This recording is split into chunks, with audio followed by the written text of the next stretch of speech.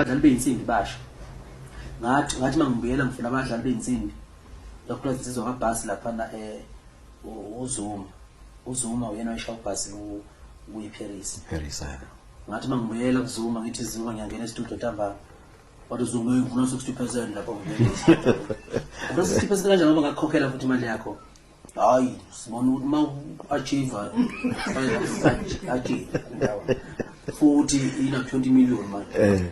20 million rand lo izima mfethu ukubhala eParis so ngiyabona nje ngibaqale manje ngizomazi ngobhoko ngoba ngiyazi ukuthi stage sikanala lapha na kuyidali July sisuke si 100% yabo ya mangifika lapha ngishaya lensimbi